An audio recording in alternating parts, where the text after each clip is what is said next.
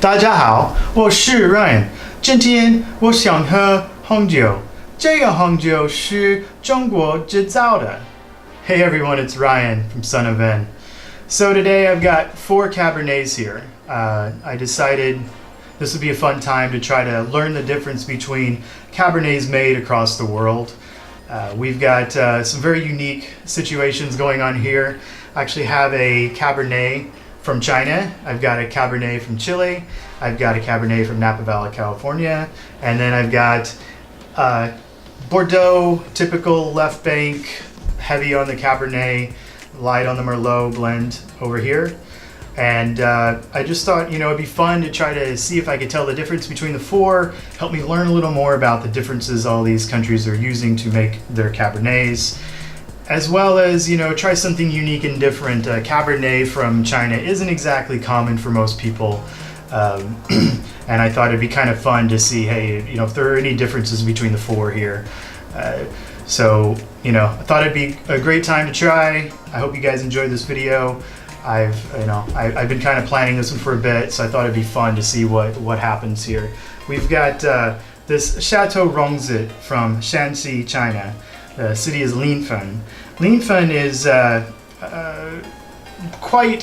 quite in the middle between Beijing and Xi'an, if you've ever been to Xi'an for the Terracotta Warriors. It's closer to Xi'an than it is to Beijing. It's kind of in between, so southwest of Beijing, northeast of Xi'an. Shanxi, especially Vinson, has had a bad reputation for being thick with coal smoke, and China has primarily for a very long time been a coal-driven country, so a lot of that is happening in the Vinson area. So I found it very, very interesting that they were trying to have a winery in Vinson, considering how the weather, the smog, all the smoke, everything might affect the taste of a wine from there. We've got La Apostol from Chile. This wine actually just got from a very cool wine store here in LA. Thought it'd be kind of unique to try compare those two, especially. I guess I should rewind a little bit. There is always kind of a little bit of a hint and whisper that a lot of the wines actually coming out in China are actually bulk wines being shipped over from Chile, and then they're being rebottled as if they are Chinese wines. And a lot of people aren't realizing that.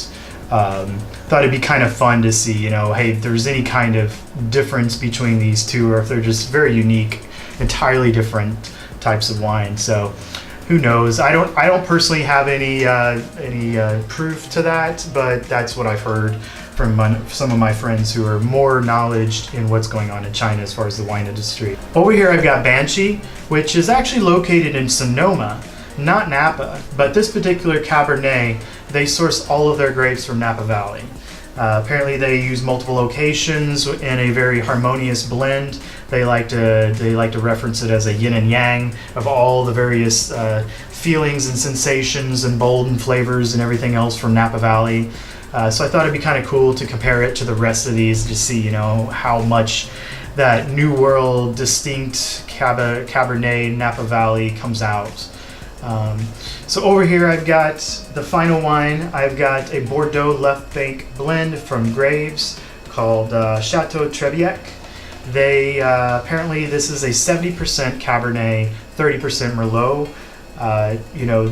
In general, French wines, Old World, tend to be a little softer, not as quite potent alcohol-wise as a New World wine. But it's very cool to try to see the unique differences between these 4, especially for someone like myself who is very much still learning about wine. And this is kind of fun for me to learn, as well as hopefully you guys will too. Okay, so we've got these 4 wines. I've got the 4 glasses to the side of these 4 bottles, and I've placed them in a way where I personally understand which one's which, but it's kind of hard to try to film all of this at the same time. The Chateau Rongzi, there are a couple things I did leave out specifically about Chateau Rongzi is the vineyard itself. They hired as a consultant the former head winemaker from Petrus in Right Bank, Bordeaux. Very well known, one of the most expensive wines in the world. It gets all kinds of awards, and it's all over all the marketing and everything. Everybody who knows the world of wine knows Petrus, and I guess this guy, maybe after he retired from Petrus, decided, I'll start being a consultant. So these guys in Chateau Rongzi hired him to help start their vineyard. And as I was doing my research, I actually saw Chateau Rongzi actually had a very bad hailstorm in 2017 that damaged a large portion of their vineyard. Not entirely sure how much they've recovered since then, but thankfully this wine is much, much older than that. This is actually from 2012. They have won some awards from international competitions. I don't think necessarily from this exact bottle, but from others. So, I'm hoping that it lives up to its reputation as being a good, solid Cabernet, with probably some French influence, obviously. So, here we go.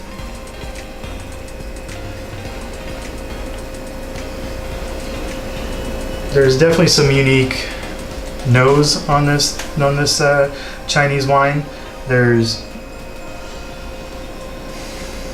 It's not something I typically smell on a wine, that's for sure. I don't know, I'd hate to say, has this been corked? It's got a bit of a rubber smell to it.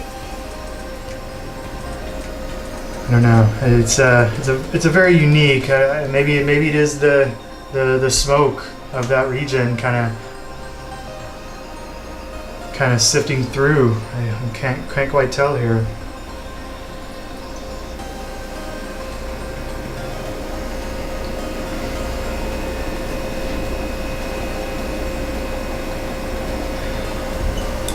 They definitely smell different.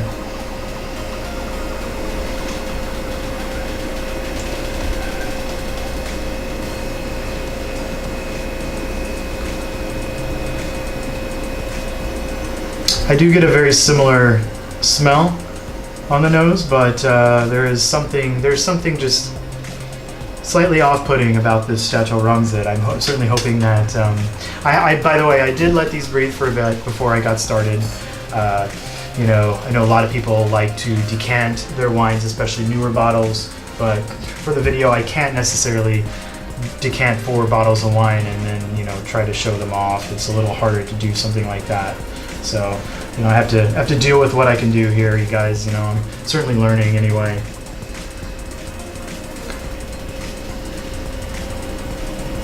So we're going to move on to the Cabernet from Banshee. This maybe I'm I live in California. Maybe I'm just very familiar and used to the smell of Cabernets from Napa Valley and California in general, because this certainly smells much more what I'm familiar with, what I expect a Cabernet to smell like.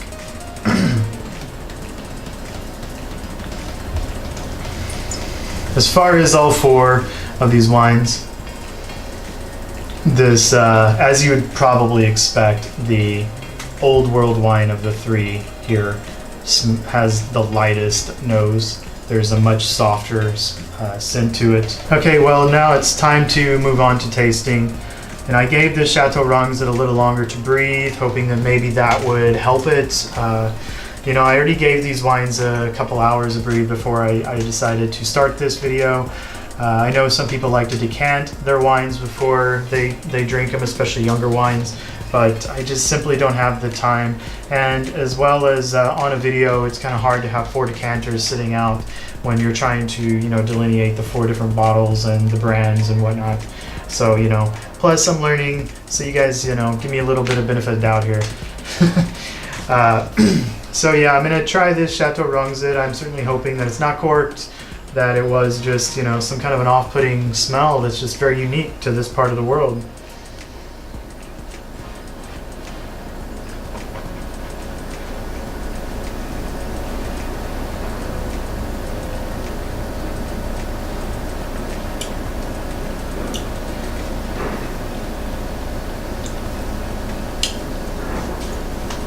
So yeah, that does not. The very, very, very, very, very little tannins, first of all. It seems like a lot more acid. It even seems a slight bit fizzy, but I could be wrong about that. There's certainly a taste that is not typical to Cabernets that I'm familiar with.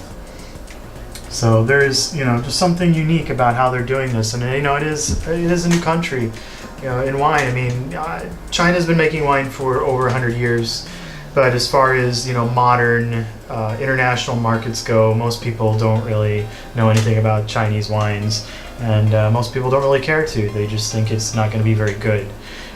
This wine is still very drinkable, but for me it does not taste like your average, normal, typical Cabernet. And maybe that's what they're going for. I mean, this is unique flavoring to China directly, and people will be able to say, yeah, this is how a Cabernet tastes in China.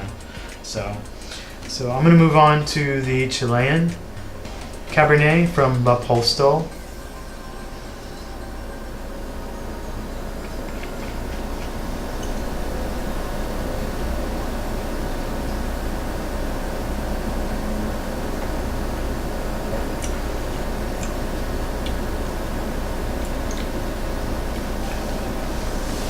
So there is definitely a similarity between these two wines. I'm not going to just say that, obviously the Chateau Rongzi is nothing but just bulk wine from Chile, but I can certainly taste a similarity between these two. They have some of the characteristics you typically expect from Cabernets, but at the same time they have their own very unique tastes from their parts of the world. So I'm gonna guess that this Chateau Rongzi it's not a copy. It's not just rebranded Chilean wines. But hey, it could be wrong.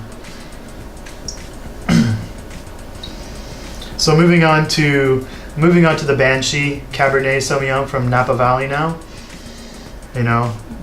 As usual, very typical Cabernet sensation on the nose, as I said earlier.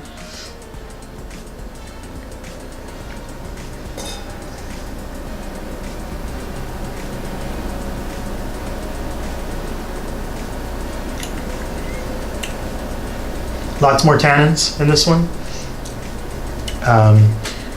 It's less acid. As far as the acids go so far, I would put the Chinese one with the most acid, the Chilean one with a slightly less acid, and this one's definitely the lowest of the three so far. So now I'm moving on to the Left Bank wine from Graves in Bordeaux. Graves has a very, as the name would say, it's a very gravelly part of Bordeaux. There's usually more of a minerally taste from their wines, at least as far as I know. Again, just a learner, so you experts out there, don't nitpick me.